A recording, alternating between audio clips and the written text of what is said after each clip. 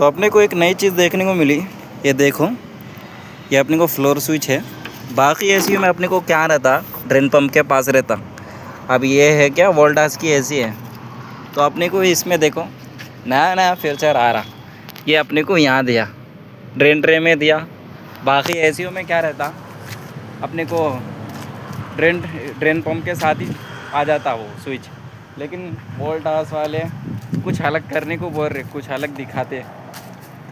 इतना ही था वो, अपन शेयर करेंगे बोल के।